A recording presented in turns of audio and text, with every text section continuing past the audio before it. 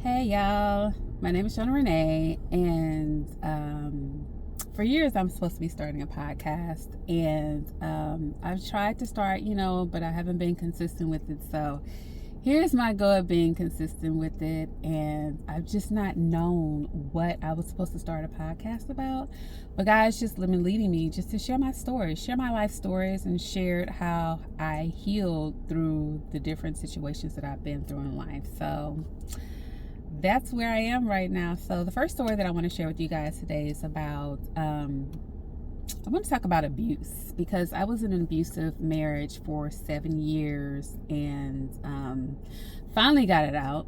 Thank God I got out of the abusive marriage. But God is just leading me to share this because somebody else may be going through a similar situation. And so my hope is that you'll be able to listen to my story, and that I will be an encouragement for you to see that you don't have to stay in an abusive relationship. And there is hope outside of the relationship, and you can still live and you can be happier in life after leaving your abusive relationship. But like I said, I was married for 7 years. We dated for like a year and a half, I want to say, prior to getting married. During the dating phase, there was no sign of abuse at all. Gave no signs of abuse. Really nice guy. And we went to church together, and I didn't see abuse at all in any way, shape, form, or fashion, because otherwise I would have never gotten married. But as soon as we got married, I mean honeymoon, as soon as we got married the next day we left for the Bahamas. And that's when the first signs showed up. And we just got there, and he was tired, understandably, because we just got married, But I was like, all right, we're here. I want to go walk around and see what's up. But he was like, no, you're not. And I was like, wait a minute. What do you mean? No, I'm not. He's like, no, I'm tired. I don't feel like doing anything. And you're just going to stay in here with me, and you're not going to go by yourself. And I'm just like, I'm grown. Like, what do you mean I can't go by myself? He's like, no, you're married now. So like, you have to do what I tell you to do. And I'm just like, excuse me? Like, I've been grown for a long time before I got married, and just because I'm married doesn't mean that I can't make decisions by myself. Like, that's not gonna fly. Either way, long story short, he ended up coming out with me because he was like, anything could happen to you out here by yourself in the Bahamas, and we're on a resort. Like, really? Either way, that was the first sign. That was the very first sign that I saw from him. And then after that, it's just different things, like subtle things, like trying to police what I ate and say, because he was a diabetic. And so, I found him saying, oh, you shouldn't eat this or eat that because, I don't want you to get diabetes. But the underlying message really was, I don't want you to gain weight, was the underlying, what I really saw what it was. And I was like, look, I'm gonna eat what I want to eat. You're not going to be policing what I eat. So, it was that kind of thing. And then it just progressed to just nitpicking at me and saying, oh, a real woman does this. A real woman does this to take care of the home. Or a real woman does that, And it was always something, that I was doing wrong. It was always something that you're not doing this right, or you're not doing this right. And it was just always something. And I just remember, I remember driving home. I just had a child. And we're driving home from the hospital. And my son was crying. And I was like, trying to console him. And he was just like upset with me because my child was crying. Like, our child was crying. I'm just like, I can't stop him from crying, like, what are you doing? Like, a real mother would be able to console him. And I'm just like, what? Like, that's insane. So, the pressure that people will put on you because they have insecurities within themselves is what happens. It's like, a lot of times people are not secure within themselves. They don't have love for themselves. And so instead of them looking within themselves, and they're always criticizing you and being judgmental of you. So, I experienced that.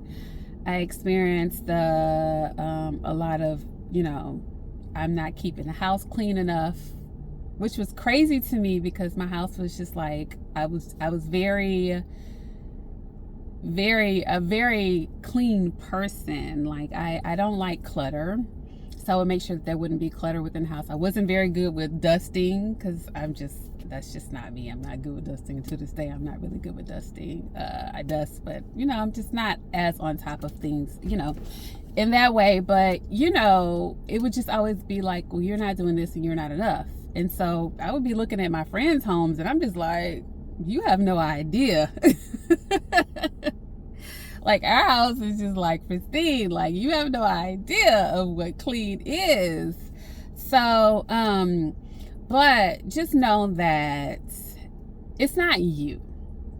Just know that if you're with someone and they're always picking on you, that's emotional abuse. If it's always something going on with you and it's always as if you are not enough, that has nothing to do with you and has everything to do with them and their feelings of them not being enough. And that really weighs on you after a while because, they're always putting into your head that you're not enough. You're not good enough. Anything that you do in life is never going to be good enough. You're not enough. And they're always going to be picking on you, making you feel less than what you are. And that is abuse. That is emotional abuse. Anytime someone is always criticizing you, that's emotional abuse. And that ends up weighing on you. That weighs on your psyche and that weighs on how you feel about yourself. And sometimes emotional abuse can turn into physical abuse. And for me, that's where it was headed.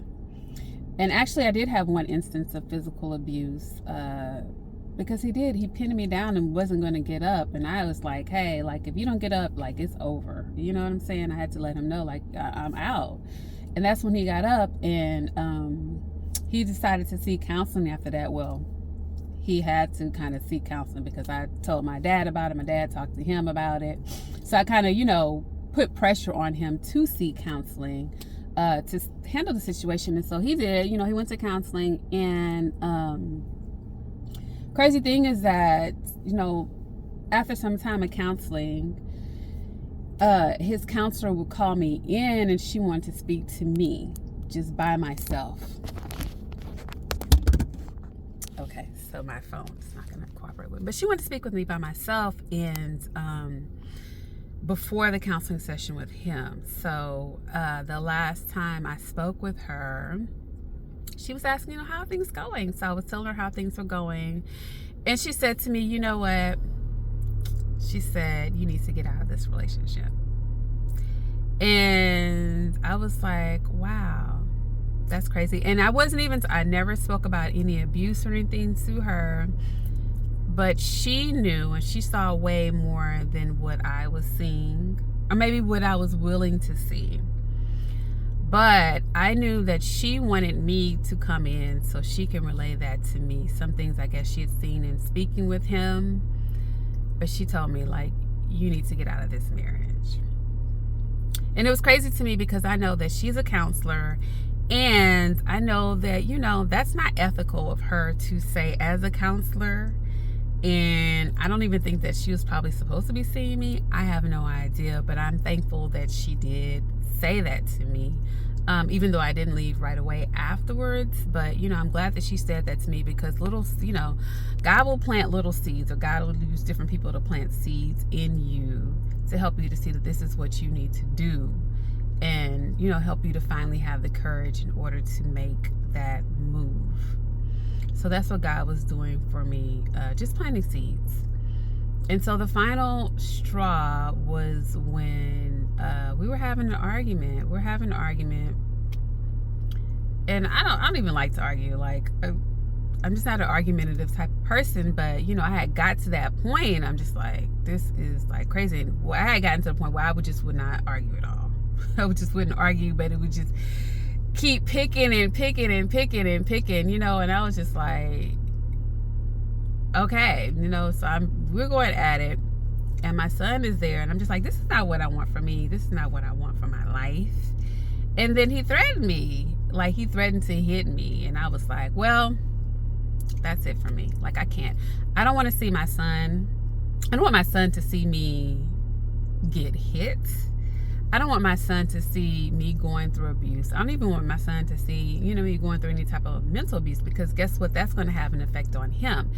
And from what I found out was that his father was abusive to his mother. And so, you know, it's a cycle. It's a cycle. And I didn't want that cycle to continue with my son. So I was like, I got to get out. So I remember leaving. I left in December. I left in December of 2013. And I let him know I got a one-way ticket to Houston. And I was like, I'm not coming back. I said, I'm going home for Christmas and I'm not coming back.